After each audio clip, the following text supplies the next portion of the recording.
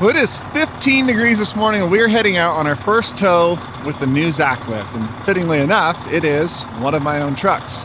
You notice the red one is missing. It's over at McCauley's Truck Center. It got some work done on it while I was gone across the country. Now it's all done and ready to come back home. So I could take like the old car, the Jeep or something like that and just drive it over and then flat tow it back behind the truck. But I have a brand new Zacklift, so why not take it out and tow my own truck? Oh, and also, cold. I'll show and explain to you why I am not going to modify the red truck to run the Zacklift, even though it seems like it would be exactly what I want for a heavier spec truck to run that thing. Oh, and I got a new backup camera. The Garmin GPS one is still up here, and then I have a separate backup camera now that's just backup camera. It's got two different cameras in two different places that I can switch between. I'll show you later. And we are off. I've got this new Zacklift mostly set up with stuff, still some things I want to change around, and then I want to do some complete changes to the boxes that are on the truck side of things I'll show you. And then I've got to get some of those little stick-on wire clips for like those, hold on. Those little stick-on wire clips that like stick here and hold these all nice and go up and then up that center post of the windshield to take care of this whole mess, because I don't like this, and wires hanging in my window bugs me. But for now I don't have those, so wires are just going to bug me in the windshield for a minute. It'll be fine. There it is, all warmed up and ready to go. Let's see how good Cody can line this up.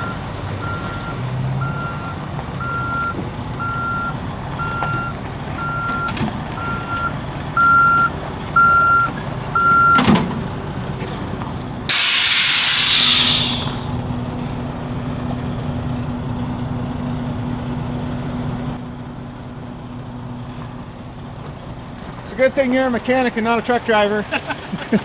Not a truck driver. Man, this thing is cool. Yeah. Very cool. Much bigger. No kidding. And the truck made it all the way out there and back. No check engine lights? Nope, held air the entire time. The whole like 3 days it sat in the show, it's kept air. How many miles total? Like 2,800 each way. Plus from here up to Washington to go get this installed. So good job on all that. Right on. Because right up till the last minute this thing was sitting in this shop giving all kinds of emissions troubles, and you guys scrambled. Yeah, I'm glad it made it. Yeah, because that's a good test drive. because I pulled it out of here, took it home, I went to Brothers and back, so what, like an hour each way. And that was all the test driving it had before. It's like, you're going across the country and back. Let's hope it makes it. Well, I like these. Did you just get these? Yeah, those are those ones we're talking about. My big one wouldn't fit in here anymore, so. Oh, nice. They even got detents on them. Yeah, they got. That's not there. Yeah. Okay. But this is gonna hold it, you know, completely. So I want to put some of these in the service truck, because they have ones that are deeper drawers too. Yeah. Yeah. So they have a 3-drawer one where each one's a little bigger. And yeah, these are freaking. Yeah, and then they've got 2-drawer ones as well. There's a bunch of different types. And then this locks onto the top. It's got a whole bunch of just random stuff, and it goes up here and locks in. Is this mounted or just weight? It's just sitting there by its own weight. That's just all the tools and stuff I need for like towing hookup regularly. Yeah. And then like 4 million air fittings, like we always need. Yep. And these are just like the tools that I basically need every time to like hook up something to tow. And then yeah, these are awesome. All my like tools I have here, plus like sets of tools up in there that I don't need nearly as often. Yeah. So that's just like my basic towing stuff. That way when I take this off the truck, I have all my tools with me. Yeah. So the ones that are in there, like duplicates that stay in here, so they're like the basic tow stuff. Yeah, those backups are super nice. Yeah, you can get like a base plate too that you could like mount here, yeah. And then this would lock in. Yeah, because that's the lock right there. Okay. So you can get one that like like in your boxes you could screw through, and then this is like locked in there. I just have it sitting here.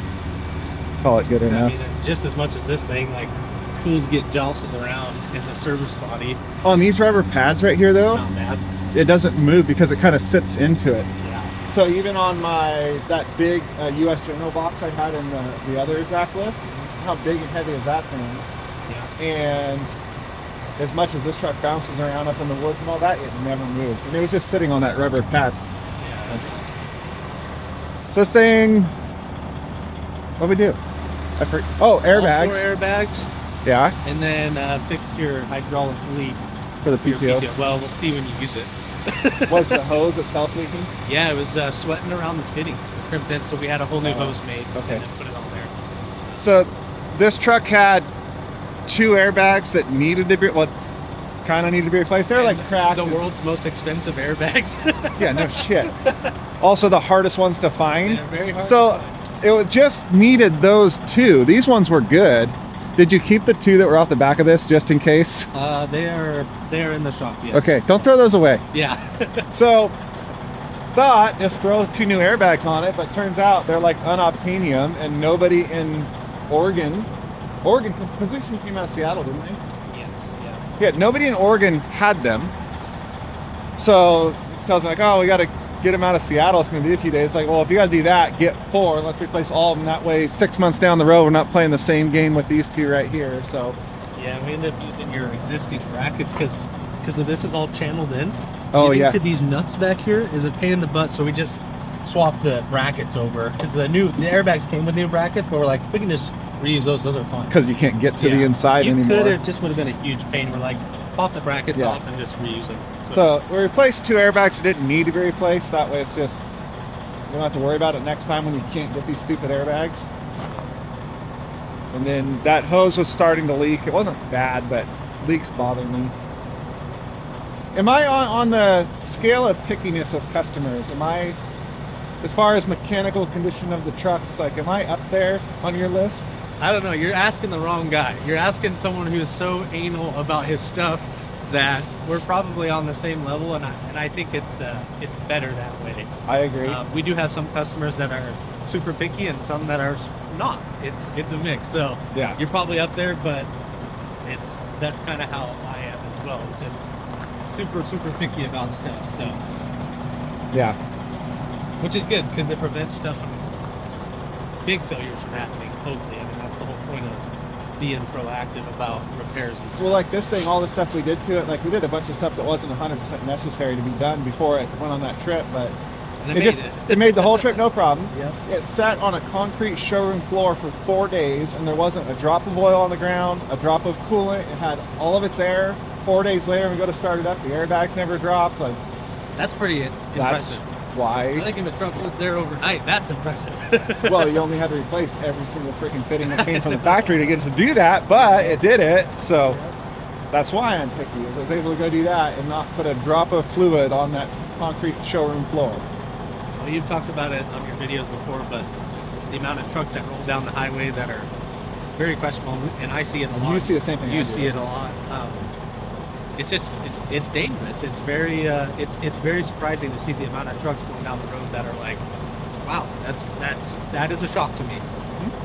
Well, and my thing is like, if the truck can't go through a DOT inspection without getting a ticket, I don't want to drive it. Yep. Like, I need to fix that, not be driving it. Yep. So that's my thing. If either of my trucks is in a place where I have to worry about it going through an inspection, I should be fixing it, not driving it. Yeah. That's my general thought. So, all right, let's hook this up. I forgot I had my tow bar in the back. I know. That's what I thought you were gonna come in just a normal rig, so that's why I was asking. I have a new toy. I got to play with it. Plan here? Yeah. Well, my plan is to straighten up now. And with a little bit of movie magic, we're all hooked up and done. Just rear towing it to make it easy. We're straight to the rear bar on the New A suspension there.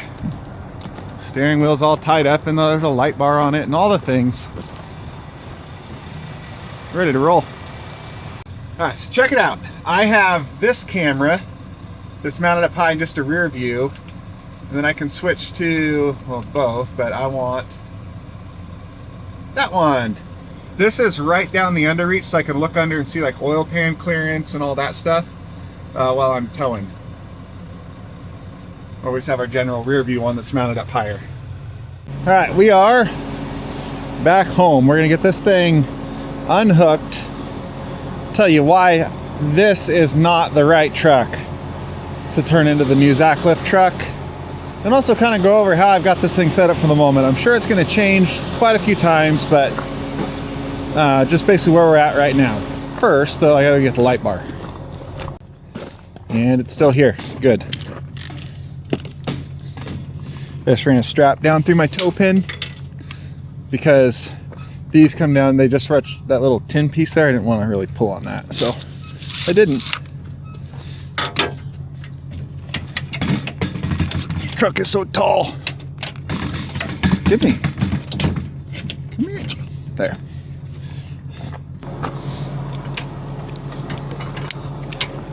Oh, I gotta, whoops, there's a new scratch on the underreach. I gotta hook these up.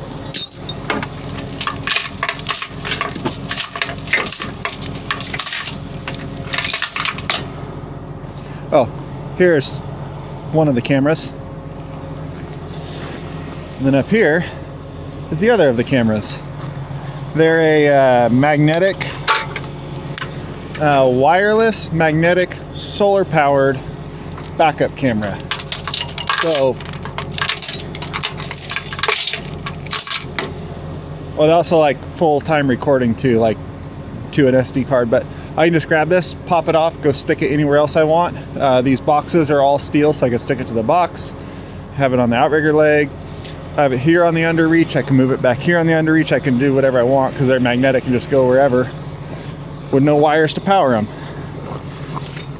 So we'll try that out and see how those do long term.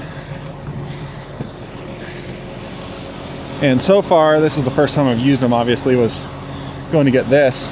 There's no like big delay or anything like that. They seem to be pretty good. So hopefully they work out.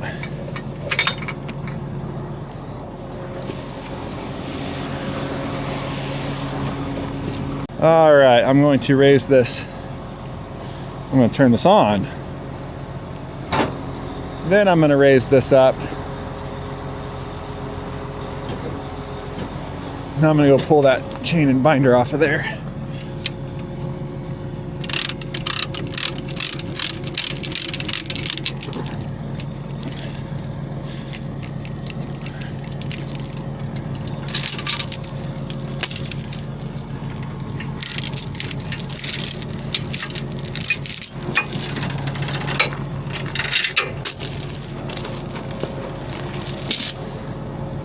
Only problem raising it up, now I gotta climb over it.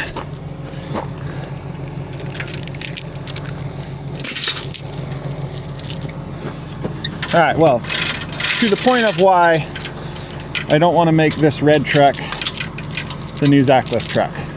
These rear ends are the single biggest reason. They are, hey. Oh, it's pinched in the fork. So this truck has 46,000 pound rear ends in it. New way suspension, 46,000. See, these are just beefy, monster, incredibly tough suspension under this thing, which is great. That's what you want on a wrecker that gets a ton of weight put on the back end of it. Obviously a very tough suspension. Problem is, these ones are 2-speed rear ends, so they have a high and a low.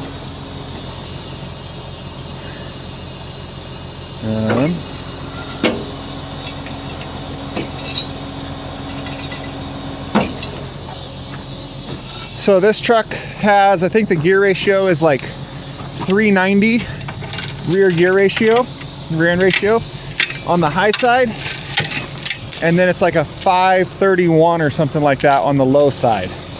So there's like basically 2 gears in the rear ends themselves plus the 18-speed transmission. Now, if I'm going to set up a new truck to be the Zacklift truck and be the wrecker, I want lockers in the rear, and I'm not going to compromise on that. That's going to be like my one hang up. It has to have full locking rear ends. This truck does not. I wish it did, but it does not. The 46,000 pound rears is good. One thing that's kind of not great, but not a huge deal, is this truck also has a spread drives. So the drives are spread farther apart than your standard truck is. Now, towing, obviously under reach, teeter totter. The pivot point is dead center of your drives. So by these drives being spread apart, that pivot point moves farther forward, meaning you're essentially more overhang off the back. And also, when you got all that weight sitting on the drives and very little weight on the steer, if you're towing something heavy, the more these are spread apart, the more the truck just wants to go straight and not turn, and it'll push the front tires when you're loaded heavy on the underreach off the back. So that's not a huge deal, the spread. It can be overcome with wheelbase and front end weight, which this truck has a lot of front end weight all on its own. And since it's a double frame truck all the way through, I could counterweight the front bumper because it's got the front axle for it. It's got the frame that can handle it, and counterweight the front bumper, and then that would be no issue at all. But you're still stuck with 2-speed rear ends instead of lockers. Now, I have heard that you can replace the 2-speed rears with a locker because the housings, the same multi-use housing that has the solenoid and stuff in it up here that goes through and shifts all that, is the same one that runs, or the same opening that runs the lockers, I guess. I don't know, but I've been told you can do that. So it's possible to switch this from 2-speeds to lockers, but it's a lot of work and expensive. It'd be nice to buy one that has them. The other problem is, this is one of the best spec'd and set up West Coast heavy haul trucks you will find. It is set up perfectly, spec'd perfectly. The ramps on the back, the pintle hitch, the air connections in the rear, this whole slider system on it, everything. The wheelbase, the spread drives, like I said, they're kind of a hindrance in heavy tow, but they are amazing in heavy haul. Everything about this truck is about as good as it can get for a heavy haul spec. So it would be a shame to cut apart the best setup heavy haul truck I have ever had to make it a record, because all of this would have to go. The frame would have to get cut and stretched, which is possible to stretch a double frame. It's just much more expensive to do than a single. But then you're, like I said, the best setup heavy haul truck I've ever had, and it'd be kind of a shame to cut it up and make it no longer that. Okay, real quick, before we go through like the Zacklift toolboxes, just the too long didn't read on why I don't want to make this one the Zacklift truck. It is too good of a setup as it is. And then also the big one, it doesn't have lockers in the rear. So that's why this one is going to stay like this. Now, should I pull the axle chains off now that I'm thinking about it? Or should I go ahead and go do that whole kind of walkthrough of this first and believe in myself in remembering that these are here later and not driving off with them? Let's do this first. It's all of a sudden the next morning. I threw the wheel grids on and we're gonna go tow an RV, and then when we get back from that, I will give you kind of a tour of how I have all this set up and what's gonna change, including some stuff on the Atlas itself that's gonna change already. Well, it is later in the afternoon. I've pulled the wheel grids back off, put the fork receivers back on, and we did not tow that RV because some people make it difficult for you to help them. So we didn't tow that RV. But let's give a quick toolbox tour of how I have the Atlas set up. And keep in mind, this is 100% going to change because, one, I'm getting some new boxes for the truck I have on the way that are going to change what goes in there, so it'll change how it lays out in here. But this is version 1. I'm going to call this version 1. So let's get into it. And we might as well start with this box right here because this is the main box and where all the controls are. So we have the controls. these are the free spool switches for all 3 winches. And these are the high and low 2-speed switches for all 3 winches. But the only problem is that right there is not a 2-speed winch.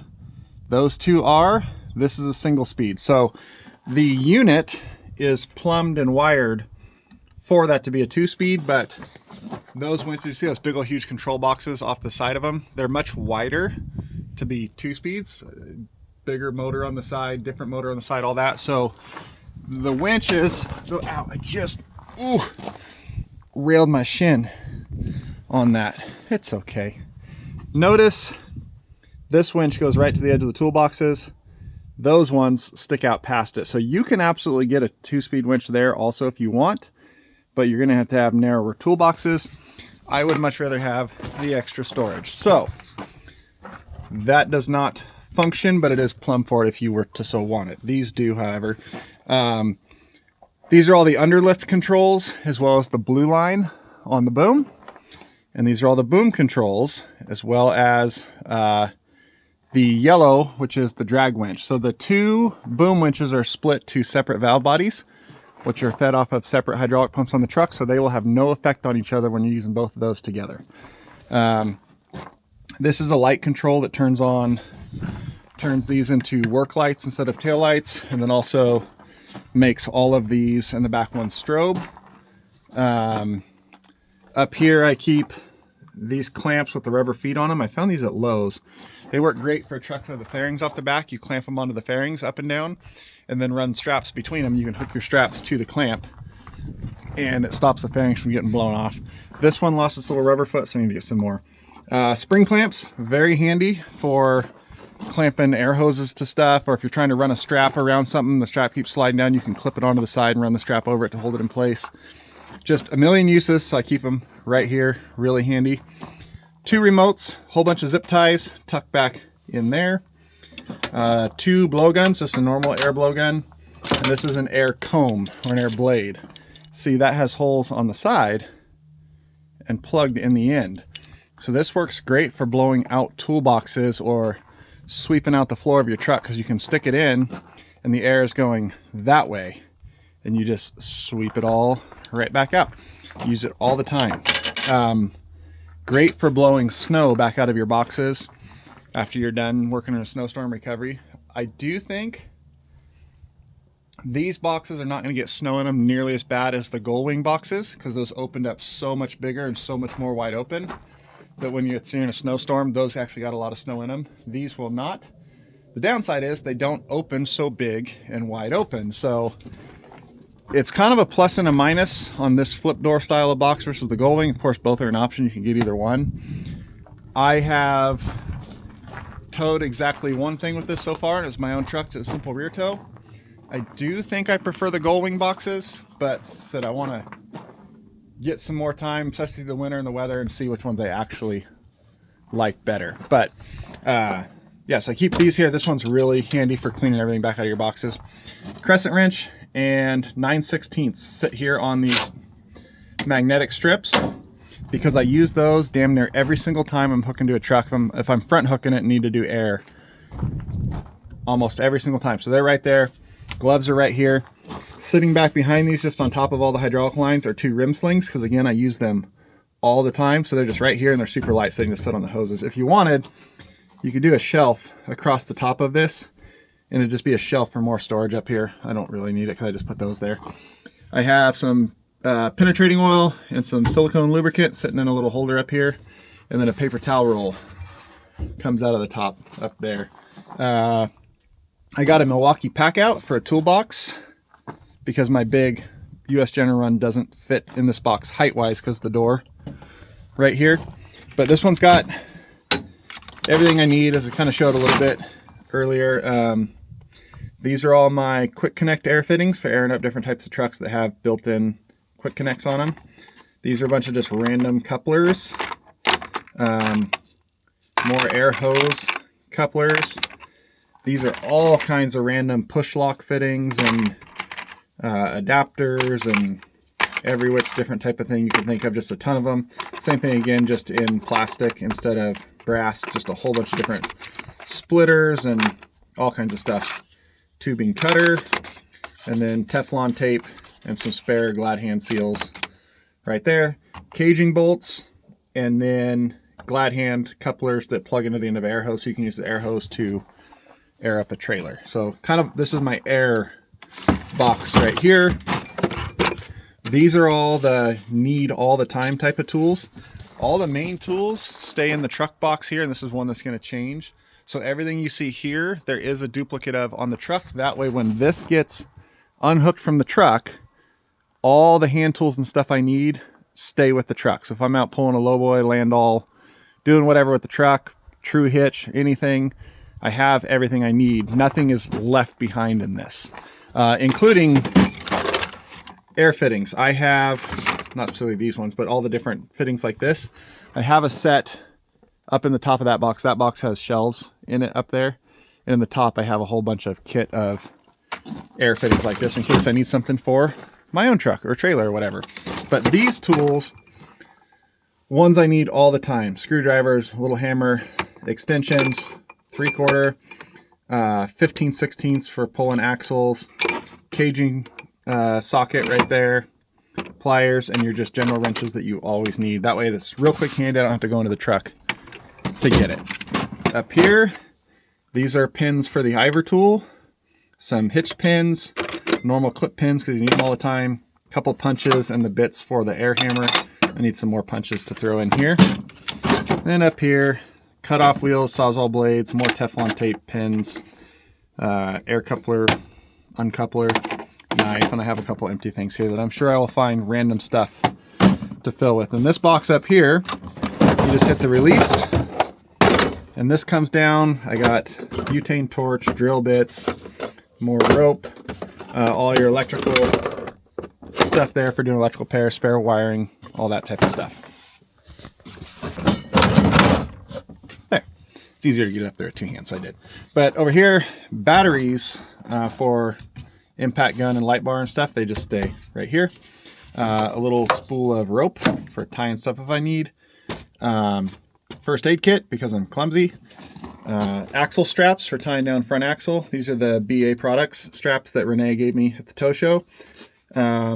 And then more self-retracting straps down here, the smaller ones. I also have another pile of bigger self-retracting straps tucked back in here. These are also the ones from BA Products. Just some other big ones back there. So that's box number 1, which is the main go-to for everything box. Come back here, or I guess up here. Driveline bag, you know, with everything I need for pulling drive lines. And there are even some duplicates, like there's a caging socket in here and a few other things that you need fairly often, so I don't have to come back up and even get them out of there.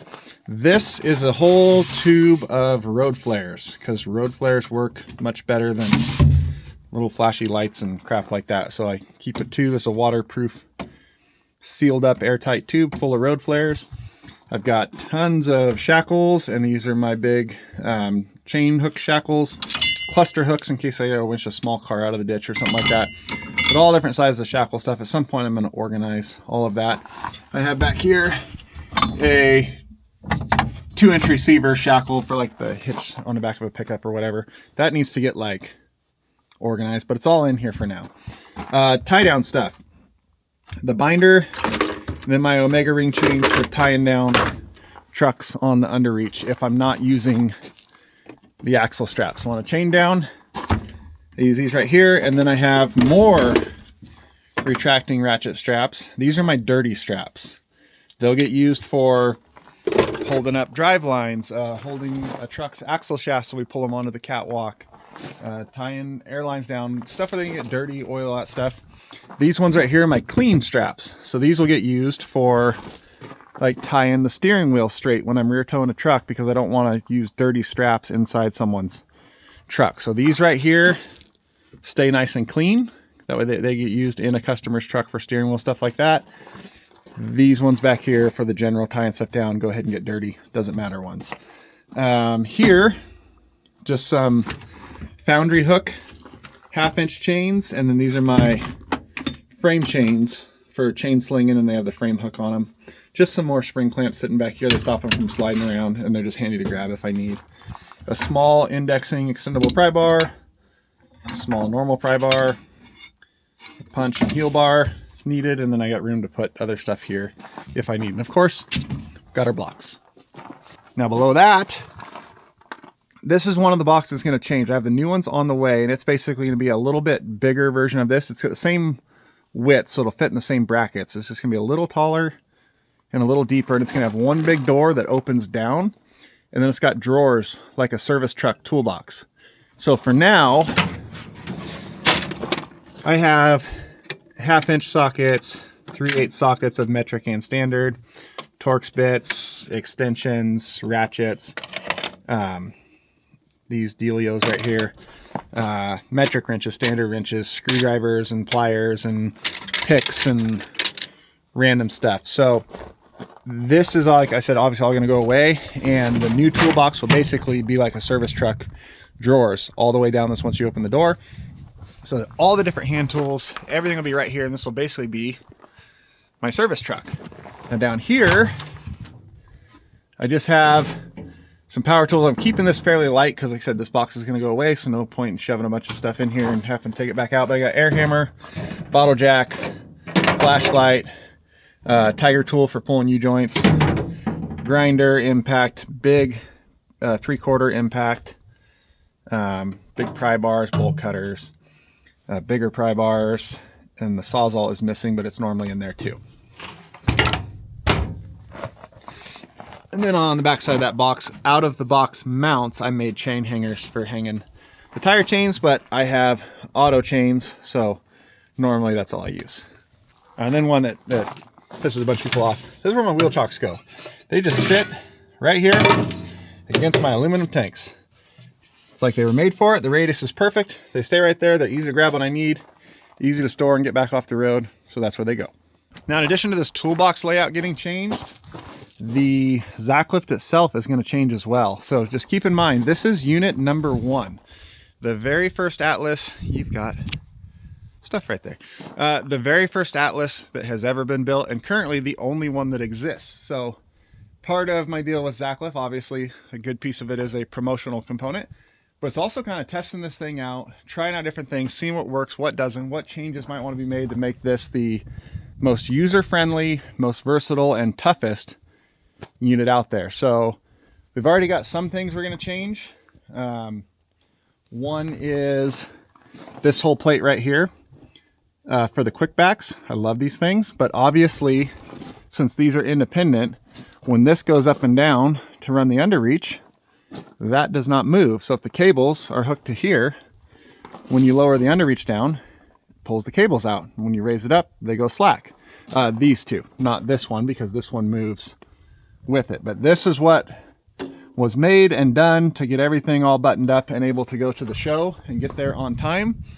The newer version is getting made now, where this is going to be one in the center, and then these side ones are going to mount off over here, probably off the side of the outrigger in these bolts. So the lines will go from that boom to a set of quick backs on each side, and then you can run this boom up and down in between, and all of the lines will stay tight unless you raise this boom, the sun right there, raise this boom into that boom and push that boom up. It'll just pull these out of the quick backs and everything will go free, but you won't hurt your boom or bind everything up. Problem with what I've done here, by just doing this for now so I could go do some towing, is if I raise this into that boom now, the bypass safety in these cylinders will not allow that boom to raise because the cables have it tied down. So I just have to be very careful about that for the moment. But the new one's getting made, get sent down, we'll get it installed, and I'll show you that once we do. This is where all my frame forks are. We have an assortment of frame forks. We have all the Ivor tool couplers here, a load bar, fifth wheel puller, the main Ivor tool bracket. Ivor has even more adapters and couplers now, so I need to make some more room. Here is the extra forks that I carry that don't fit in that rack. I kind of need a short fork rack that's like 2 rows. I think would fit all of these in this spot right here. My air hoses just hang up for now. These are magnetic hooks. Work great for just holding the air hoses for now, and I have some glad hand adapters in my pressure radio. It's just sitting here for the moment until we finished changing the boxes and doing the rest of the reorganizing and installing hose reels, but this works for now. I'll show you where we're going to put the hose reels, because we're not going to put them on the back of the truck like we did on the Genesis. Behind the forks, we've got lockout kit, lockout bar. That's that white one back in there for doing lockouts if I need, mainly because I'll probably lock myself out. Tucked also back in there, there are big, like 20-foot ratchet straps, I think 4 of them, and ratchets in there. Extra air hose back there in case I need more. Stop slow sign. These is a whole case of those, they're called LED road flares, those little pucks that flash and you put on the ground. There's a whole case of them, and the case is also the charger. So when you put them back in there, they automatically recharge, which is kind of cool. I haven't used them yet, but it'd be handier than having to change a whole bunch of little AAA batteries all the time. So moving back here, we have basically the recovery box. I've got a whole pile of snatch blocks here. Why I did not cut these boxes out years ago, I have no idea. For the heavy stuff, instead of pulling it up and over, you just stick it straight in and pull it straight out, and it's so much nicer. I should have done that a long time ago. You probably noticed that on some of the boxes on the other side. That's why they're cut out. It's way better. So, bunch of snatch blocks, big 6-inch wide recovery straps, 2 of them, plus the correct shackles to hook into them without binding them up. And then just a pile of endless loop slings, bunches of them with axle straps, and there's some soft shackles in there, and like big soft shackles, and all that big soft stuff is right there. And then I have a big indexing extendable pry bar, and then my aluminum angle iron for chain slinging stuff. So that's basically what's in the Zacklift itself. Like I said, we're going to change the other box, the side box on the other side, to be a drawer, like service truck body style. This one is going to change as well. They're actually going to be matching when you look at them from the outside, but inside completely different. There's going to be a much bigger box. It's going to come all the way up into here and all the way out to the just inside of the edge of this here. And it'll be 2 doors that open this way, like barn door style. And then it's one giant open box, and it's going to have a divider here off to the side where all the chain binders can go in. And then it's going to have a chain rack in the rest of it where you can hang all of the big chains that I currently have up there, because it's kind of a pain to have to crawl up there and get a bunch of big heavy 1/2-inch chains out to do something and get them all back up in there when you're on the side of the road. Where right here, nice and easy access, quicker, not dragging chains up and down the fuel tanks either. So that's going to be the plan for this box. And then of course I got a bunch of cones that just sit right here because they sit right here really nice. In here, like I said, I've got all my big 1/2-inch chains, a bunch of 3/8 chains, binders. There's a chain rack in there where they'll hang from, but you have to climb up there to get them, and back down, and you're dragging chains up and down the tanks.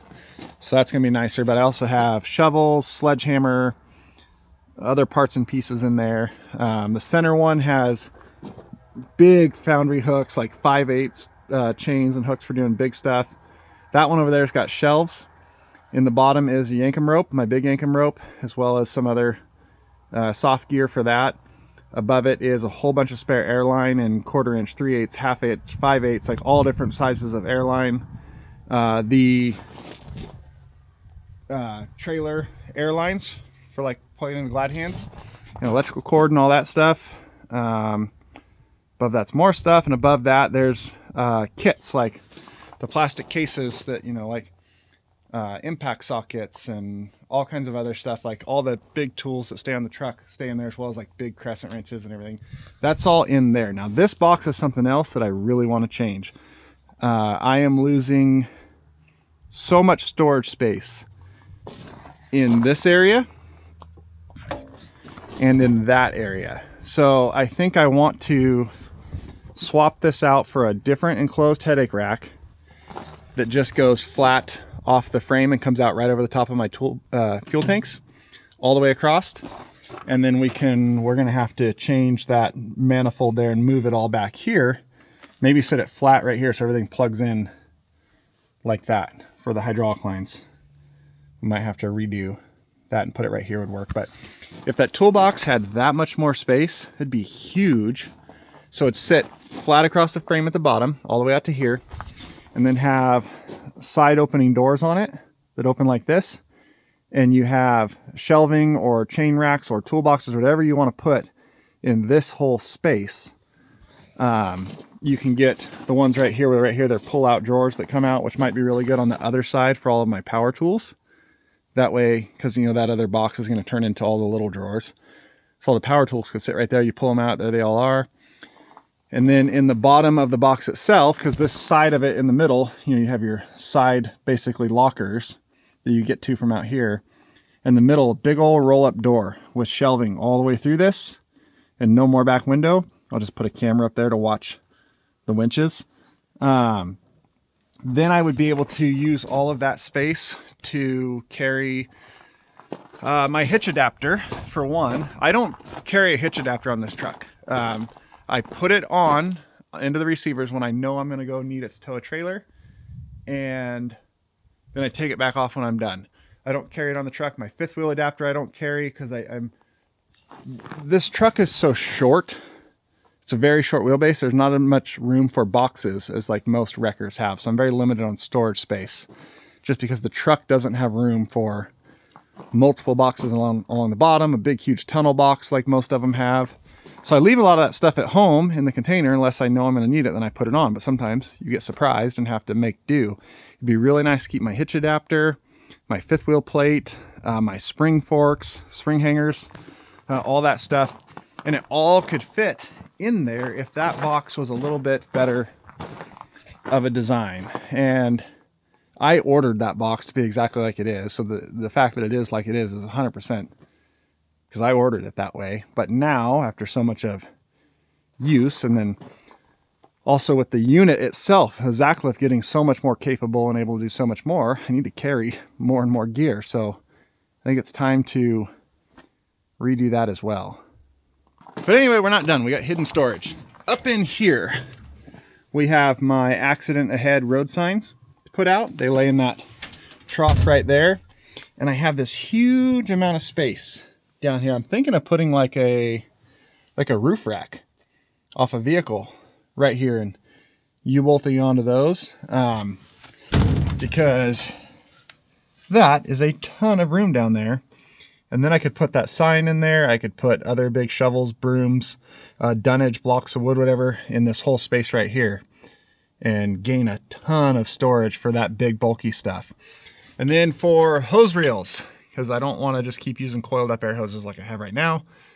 And this one with the different cylinder design right there doesn't have the space to put them right behind there like I did on the Genesis. But we have these brackets right here. So I think we can build a bracket or bolt the hose reels to the back side of these. Almost fell. Right there. And then run them out and put the little fair lead roller for them at the end of the tailboard, so that on the back of the truck, you would have a little fair lead with the end of the hose sticking out, and you grab it and take it out. But the actual hose reels would be up in here, tucked out of the way, out of sight, out of mind, and in a really convenient spot, I think. And now, yes, with the way these boxes are built, since the top doesn't move, you could absolutely just bolt the hose reels right to the top of the box. For that matter, you could bolt other toolboxes on top of these boxes. Dunnage racks, whatever you want to put. Like, you could stack more toolboxes above if you really wanted to. Like, you have tons of options. That is one of the benefits of this style of box. I'm not going to do anything because I like the super clean, simple look of it. But yeah, you can definitely go up from here and do more stuff if you wanted to. The hose reels are all I really want, but instead of putting them up here, I think I'm going to put them tucked down back in there. So for now, we'll just use our hooks. Long story short, that is the Zacklift Atlas setup version 1. That's probably going to last like another week or two until those new boxes show up, and then change a bunch of stuff around again. Like I said, a big part of me running this unit and the deal with Zacklift is trying out different things, seeing what works, what doesn't, what can make things more user-friendly, easier for the operator out on the job. What it'll hold up to is another one. Like this moving underreach system with the linkages like that. Never been done before. This is the only one that exists. So it's throw some really heavy weight on this and lift it and see what happens and how it takes it and holds up. load the hell out of that boom. It's rated for 22,000 at full extension. You know damn well we're going to put more than that on it just to see what it does. And I'm very excited for that part of it, because one thing I like with trucks and equipment and stuff is getting them all dialed in, like the gear setup, or like what I did with the True Hitch. I like the setting them up and dialing them in and figuring it all out. And in this case, I get to go beyond that a little bit with some more of the actual setup of how the unit actually is. And like we're talking, me and Matt were saying, talking with these, like where would be best to put these that's out of the way, yet allows this to move freely and is not a pain, and you know, like that. And we come up with, we've got these bolts right here that a bracket could bolt onto. If they're sitting here, they're completely out of the way of everything. You could use the drag winch without having to worry about getting those out of the way. You could pop them out and use them really easy. It's like all of that type of stuff, like the figuring it out, setting it up. I really enjoy that part. And so I'm happy I get to be a little part of that on this one. But we are going to put it to the test. We're going to get to using it, maybe take it over to Quentin's and try to pick up some really heavy stuff and drag heavy stuff and put heavy stuff on the underreach and just see how it reacts and what it does and how it holds up. And then if these clouds ever put any freaking snow on the ground, they've been looking like they're going to for the last week, but they haven't.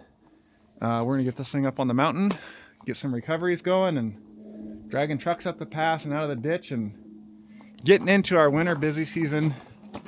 This thing showed up just in time to look all nice and pretty for like a whole week before that starts, but I'm excited for it. Hopefully you guys are too. Like I said, that's version 1. It ain't gonna last very long, but that's what it's like for now. Thanks for watching. Oh, but real quick before you go, the giveaway Jeep. Our giveaway is done and over with. It went to the end of November. We're now into December. The giveaway's done. It's over. It's finished. There is a winner. If you have not been contacted yet, you're not the winner, because the winner got contacted December 1st, actually the day after the giveaway was over. We don't get to contact them first. The way it works is the legal company that runs the giveaway for us, we don't handle it. You have to have a legal company do that. They pick the winner out of their system through all the entries. We're no part of that. They pick the winner. They tell us who it is. We have to verify it's not like an employee, family member, any of the other uneligible people like related to us. We'll say, nope, we don't know who that is. Then they have to contact the winner first. It's kind of like winning the lottery, I guess. Verify identity and ID, which is another way of saying identity. Anyway, verify all the stuff, sign all the paperwork, make sure that the winner wants to accept the prize, because someone might not want to accept it. Maybe they just went and ordered a shirt and like, I don't want your stupid Jeep. And then it would go to another person picked out of the pot, whatever. Either way, the legal company does all of that ahead of time. And then once it's all finished and done, the person has accepted their prize, signed all the paperwork, made everything legitimate. Then the giveaway company gives us their contact information. We can reach out to them and set up them collecting their prize. So that's what's going to happen next. Like I said, if you have not been contacted yet, you are not the winner, because I know for a fact, I haven't talked to the person personally, but I do know for a fact that they have already been contacted and gone through the whole process with the legal company that runs the giveaway. Oh, and yes, I did delete a whole bunch of the posts about the giveaway. I never mentioned it again after about 2 weeks into it. I did that once, like a weekend, and then my wife convinced me to try to stick it back out, and we got some things straightened out on the customer end of it. And then about 2 weeks in, we started having major problems with our fulfillment company, who I thought was doing very good at first. But then like we started getting lots of emails of people like, hey, this sweater showed up and there's literally nothing printed on it anywhere. It's a blank sweater. This t-shirt has nothing on it, or like it's double printed with the prints all messed up over the top of each other. Or we had quite a few people, like a pretty good number of people, getting random merchandise from who knows who, not our stuff. Like they said, it's individual print shops that make and send the stuff, and they were just mixing up orders and sending people random merchandise. Like people were getting like Christmas sweaters and weird stuff like that that had nothing to do with us, which means somebody was getting sent my stuff at random. But either way, it was turning into a huge mess. So I pulled the plug on it. Technically the giveaway legally had to continue, so we just left all that live, but I just never mentioned it again and deleted all the posts I made like promoting it on Instagram and Facebook and all the stuff, and just let it ride. So I only actually promoted the giveaway halfway through it, and then I just ignored it and pretended it didn't exist and just let it kind of do its thing in the background. In all, it was still successful. We didn't lose money. we profited, not what we were expecting, but we profited. We came out of it okay. We're just fine. We are working on currently setting up a whole new process for merchandise with a whole new company. I believe the contracts got signed yesterday. I have to ask my wife. But when the time comes for that to get started and going, it'll be a complete revamp of our merchandise itself, the designs, the way the whole process is handled. I'm very excited about it and with who it's with and who's handling it. But we'll let you know more about that once that time comes. See ya.